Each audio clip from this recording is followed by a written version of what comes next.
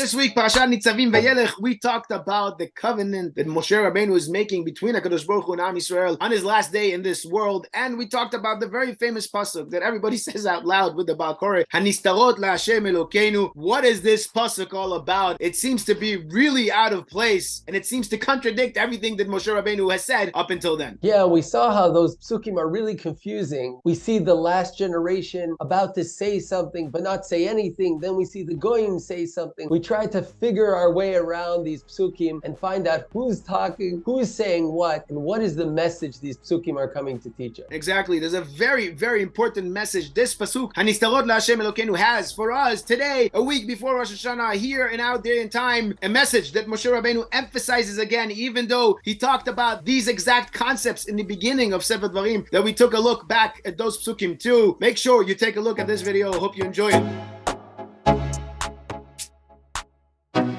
So this week, double Parsha, Parshat Nitzavim Vayelech, and what I want to talk about is the brit that we have in Parshat Nitzavim. As we mentioned last week, the brit that Moshe is now making, the covenant that Moshe is making now between HaKadosh Baruch Hu and Am Yisrael just before they enter the land on the last day of Moshe Rabbeinu. This is Moshe Rabbeinu's last day, as Rashi emphasizes in the beginning of this week's Parsha. And as Moshe Rabbeinu makes this brit, makes this covenant, he explains that all the klalot, all this Allah, all the terrible things that he mentioned last week in Parshat Tavo, he says, when this will happen, when Am Yisrael will not listen to HaKadosh Baruch Hu, when this will happen, therefore the land will throw Am Yisrael out. And these terrible things that we mentioned last week are going to happen. Chas v'chalila to Am Yisrael. And then nations are going to come and ask, why is this happening? And Moshe Rabbeinu explains that this is happening because you did not listen to HaKadosh Baruch Hu. All these terrible things are happening because you're not keeping the Torah, you're not walking the path of Hashem. And you would think that this is how he ends this part of the covenant. But then, for some reason, Moshe Rabbeinu adds in another pasuk, a very famous pasuk, the pasuk that usually all the tzibur, all the crowd says out loud with the Baal Koreh, "Hanestarot Hashem Elokeinu והנגלות לנו ולבנינו עד עולם." That the hidden things, the things that we don't know, are for HaKadosh Baruch Hu, and only the revealed things, haniglot, only the things we can see, are for us to understand. And saying this pasuk, you really have to ask, what is it doing here? Who is saying it? What is this about? Moshe Rabbeinu just explained that when Am Yisrael is going to do bad things, then bad things are going to happen to Am Yisrael, and they're going to be thrown out of the land. Moshe Rabbeinu explained the cause and effect. So why is he suddenly saying "Hanestarot Hashem Elokeinu," that we don't know why things are happening, that the things are not revealed to us? Didn't you just explain that it is revealed to us? Didn't you just explain the cause and effect? What is this pasuk doing here? What is this pasuk telling us? What is Moshe Rabbeinu trying to tell us with this very famous pasuk of "Hanestarot Hashem Elokeinu"? Well, actually, when you look at these psukim, it's extremely confusing. Who's talking? Who's saying what? Who's saying that sentence? It's very, very confusing. If we just go a few psukim back, it starts suddenly, sort of out of the blue, talking about the last generation, your children of the last generation. And also, a non-Jew coming from a distant land will say, and then it doesn't say what they're going to say. And then it says they're going to see. What are they going to see? They're going to see the destroyed land,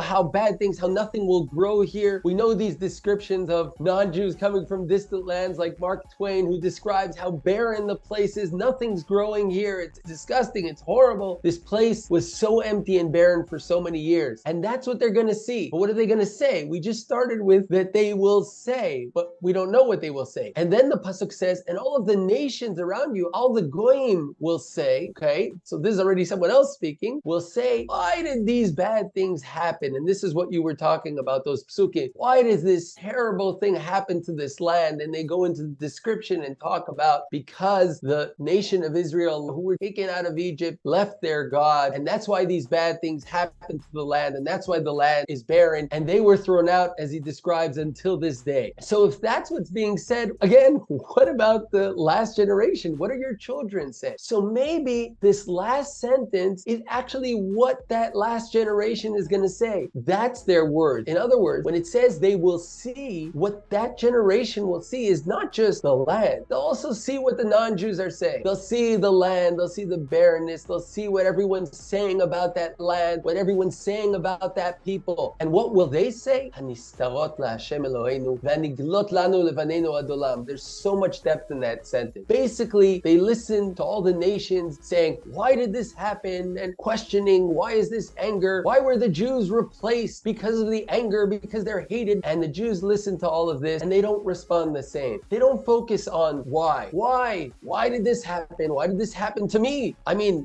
that generation did something bad. I don't do idol worshiping. So many years have gone by and still I'm in a punishment. Why? What? No. הנסתרות להשם אלוהינו. I don't know why. But more than that, I'm not going to focus on why because that's not my business. That's הנסתרות להשם אלוהינו. The hidden things, those are for God to resolve. הנגלות לנו לבנינו לעשות את כל דברי התורה הזאת. Don't focus on whys. Whys don't lead you anywhere. Put them aside and focus on what you need to do. The Goyim, they're asking the whys. They can continue asking the whys. They can keep up coming with theories. Some of them may be close to reality. Some of them may be totally off. What they're missing is that it's not about why. Why doesn't take you anywhere? Why just takes you in circles? Why? Why is this happening? No, we're trying to focus on what do we need to do. And what we need to do, says Moshe Rabbeinu, doesn't change. It's going to be the same thing. Haniglot lanu לבנינו עד עולם, forever, is going to be the same. To follow this covenant, to continue this relationship with HaKadosh Baruch Hu, to do my part in doing my best. לעשות את דברי התורה הזאת. Maybe this explains also the context of where this shows up. Why are we suddenly talking about the Dor HaCharon? We were in the middle of talking about someone who does something wrong, a family. How did we suddenly skip to this last generation? But I think this actually connects to what Moshe Rabbeinu was saying before. Moshe Rabbeinu said, I am doing this covenant not only with you, also those who are standing here today, and also those who are not standing here today. And then he goes off, shortly to explain, you saw what happened. You went through all of that. And he goes off to talking about it, and if there's someone who still doubts that. But now he's going back to what he was saying. This brit, this covenant is not just with you. It's not just with the people standing here. It's for generations and generations, even that last generation, those generations who are already born into the destruction, born after they were sent out of the land. They still look at the land and they see what's going on here. This land is so barren, but they don't focus on why did that happen, as we said. They focus on what we need to do. How do we take this forward? And from here we go into the next Parsha, the Parsha of the Tshuva, the Parsha of returning to HaKadosh Baruch Hu, which fascinatingly is not returning backwards, even though the word is lashuv, it's moving forwards by returning to ourselves and to HaKadosh Baruch Hu. Very good, very good. It's important, like you just said, and like we always say in our videos, to pay attention to the context, to what goes on around these psukim that we find difficult to understand, and try to understand the meaning of the pasuk through the context around it, and through also similar psukim, similar stories that we find in the Torah. And just like you're saying, right over here, it leads into Parashat HaTshuva. And when you look at what's going on over here, a last generation, like you're saying, the Dor HaCharon, that sees the destruction and decides to return to HaKadosh Baruch Hu in order to return to that covenant, in order to do Tshuva and return to the Brit with HaKadosh Baruch Hu. This very much reminds us of another parasha in Sefer Dvarim, in the beginning of Sefer Dvarim, the parasha of Kitolid Banim, the parasha that is named on Tisha B'Av, the parasha that discusses the destruction of Am Yisrael, that when Am Yisrael will come to the land and they will have sons and sons of sons, and you will get used to being in the land, and slowly you will forget HaKadosh Baruch Hu. Slowly you will forget the covenant with HaKadosh Baruch Hu. This will lead to destruction, to terrible things happening. And also over there, in the parsha over there, it continues after the destruction to describe how Am Yisrael will ask for HaKadosh Baruch Hu, Vikashtem misham et Hashem Elokecha, and then after they find him, they search for him, they seek for him, they look for him with all the being, because of the terrible things that happen. And even though you're seeking for HaKadosh Baruch Hu, all the bad things are going to find you, then Vishavta Hashem Elokecha, you will return to HaKadosh Baruch Hu. That is the parasha over there, parasha of Kitolit Banim, and we see the exact same thing happening over here. But the thing that changes, the thing that is added in really, is this pasuk of הנסתרות להשם אלוקינו. This pasuk, this statement by Moshe Rabbeinu, he's adding it in this process of forgetting HaKadosh Baruch Hu, forgetting the covenant, being scattered around the world, and then returning to HaKadosh Baruch Hu. Moshe adds in this pasuk of הנסתרות להשם אלוקינו. And looking at these two parashot, there is a big difference between them, because like I was saying, that parasha over there starts with Kitolit Banim uvnei Banim. You have to pay attention to the details the Torah uses. Kitolit Banim uvnei Banim. You will have sons and you will have sons of sons. As if the Torah is telling us you will have a second generation and you will have a third generation. And then obviously more and more and more. But you will have these concepts of Banim uvnei Banim, second generation and third generation. And by us, it's already talking about a Dor HaCharon. And interestingly enough, when we think about this idea of a last generation, generation. We actually find it all the way back in Sefer Bereshit by Avraham Avinu in Brit Ben HaBetarim, when HaKadosh Baruch Hu tells him what is going to happen to his children. He tells him about Galut Mitzrayim, about the Galus, about being taken down to Egypt, and Dor Revi'i Yashuvu Hena. The fourth generation will return here, meaning the sons and the sons of sons will not be here, but the fourth generation will be the last generation. That's the generation that's going to return to Eretz Yisrael. That's the generation that's going to return to where they have to be, to what they're supposed to do. And again, this maybe sheds a little bit more light on what's going on over here. We have these four generations. We have the generation that comes to the land, the generation that saw the destruction, but then came to the land, saw the Geulah, saw Hashem's hand, and then out of Mitzrayim, they come to Eretz Yisrael, and then we have the Kitolid Banim, Uvnei Banim. You're going to have the second generation that's already born in the land, but they're connected to you. So on the one hand, they're still connected to you, still connected to this great Yetziat Mitzrayim that happened, but yet they're already in this new land. They're in this new life that is a little bit disconnected. So they're kind of a half and a half